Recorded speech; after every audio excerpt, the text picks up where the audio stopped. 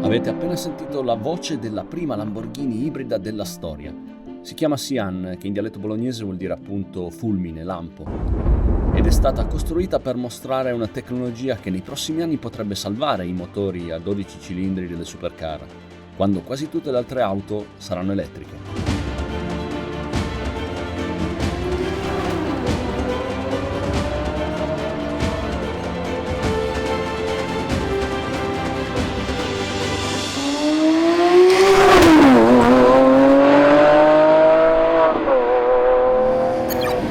Prima di raccontarvi quali idee sono venute ai tecnici Lamborghini per cercare di far sopravvivere in futuro delle auto sportive come questa, vi dico solo che il motore che c'è qua dietro è il V12 Lamborghini più potente di sempre, 785 cavalli.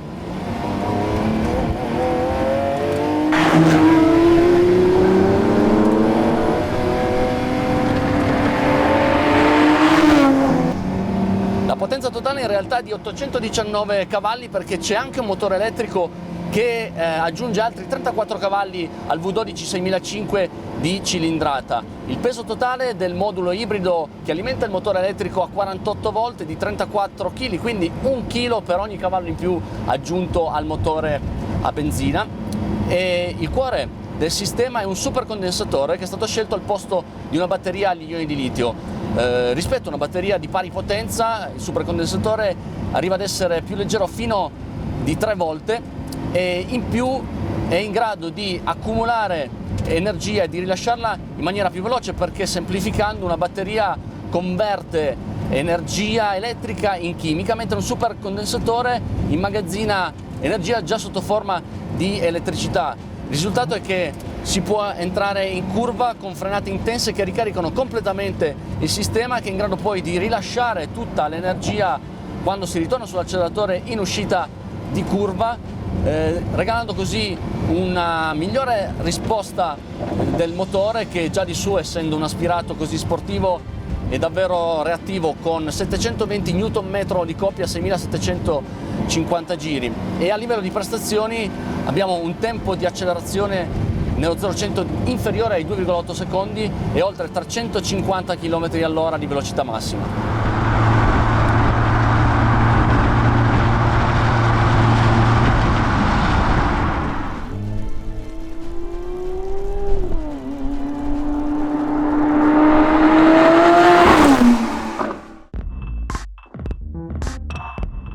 Per raggiungere queste performance i tecnici hanno lavorato sul motore adottando valvole di aspirazione in titanio, oltre che integrando all'interno del cambio il motore elettrico, che dà il suo contributo fino a 130 km/h per poi scollegarsi automaticamente.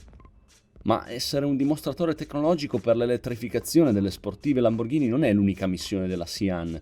perché le sue forme suggeriscono anche come potrebbe evolvere lo stile delle supercar di Sant'Agata bolognese,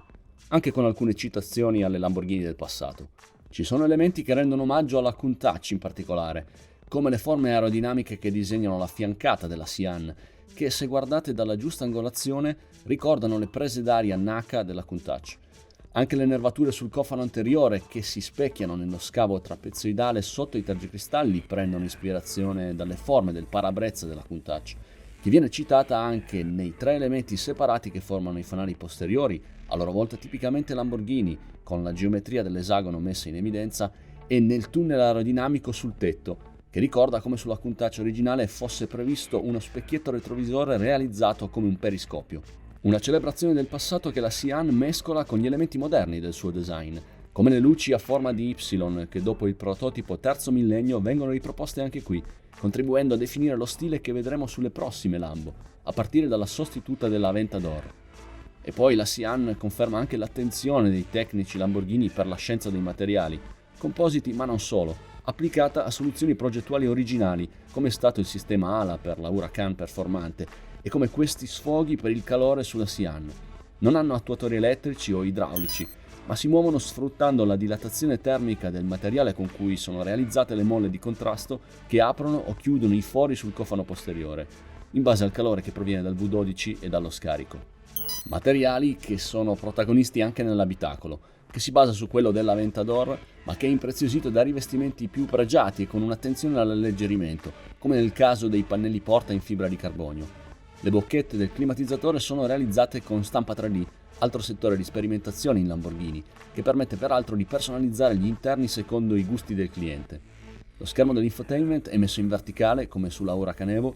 mentre con questo tasto si può cambiare elettronicamente la trasparenza del vetro sul tetto per far passare più o meno luce. Il tutto per una produzione in serie limitata di 63 macchine, tutte vendute, a cui ne vanno aggiunte altre 19 che sono state costruite in versione Roadster senza tetto. Quindi 19 e 63, 1963, che è l'anno in cui è nata l'azienda di Sant'Agata Bolognese, un omaggio al fondatore Ferruccio Lamborghini.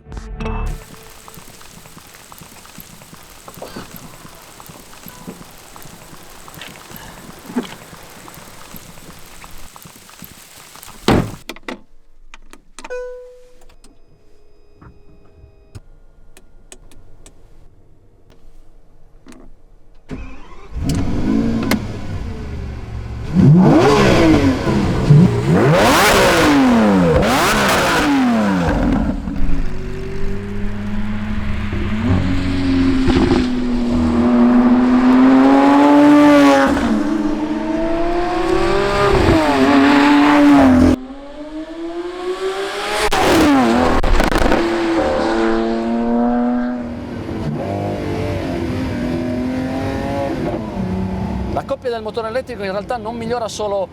la reattività di risposta del V12, ma va a intervenire anche sul funzionamento del cambio robotizzato a singola frizione che è stato introdotto proprio sull'Aventador e che qui sulla Sian è più fluido e più veloce, perché il motore elettrico appunto va a dare coppia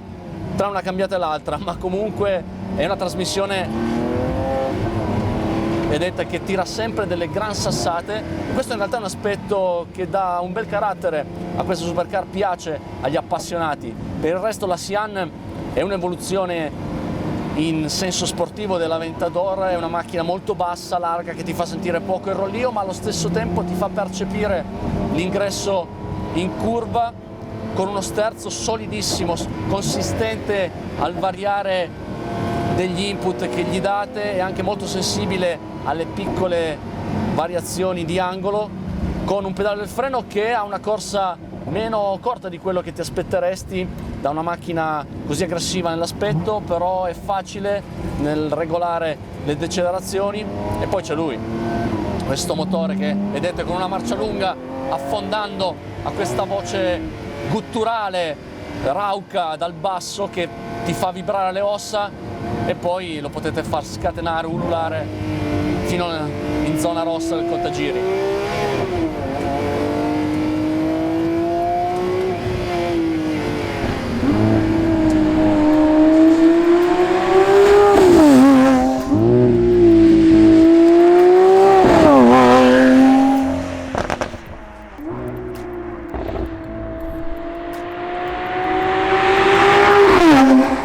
Guidare una supercar così estrema, con la temperatura vicino a 0 gradi e a tratti è venuta giù anche un po' di neve, è stata un'esperienza che non dimenticherò mai. E forse anche che non si ripeterà più, considerando il prezzo della Sian, di circa 2.900.000 euro. Difficile insomma che i collezionisti che l'hanno comprata la usino nelle condizioni di questa prova, che mi hanno in ogni caso permesso di sentire come, con così poca aderenza, nonostante le gomme estive, la trazione integrale ti faccia mettere a terra tutti i muscoli di questo motore infinito. Mi aspettavo di lottare molto di più per gestire tutta quella coppia, quella potenza.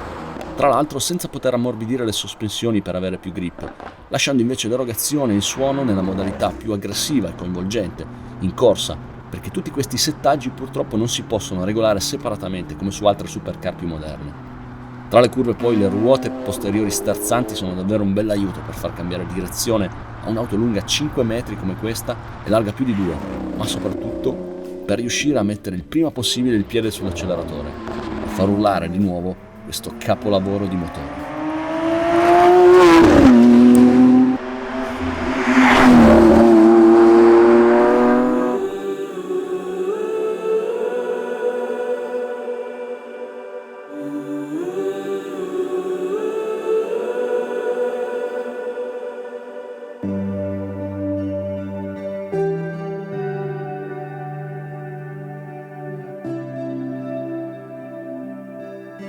La Sian è tornata a casa qui a Sant'Agata Bolognese e questa era letteralmente l'ultima prova che ha mostrato la visione tecnologica di elettrificazione per Lamborghini, e ora inizierà una serie di attività di rappresentanza che mostreranno anche l'evoluzione stilistica di questo marchio, e poi la macchina tornerà al museo e tutti potranno ammirarla. Nel frattempo i tecnici continueranno a sviluppare l'elettrificazione per farci emozionare ancora ascoltando la voce di un V12.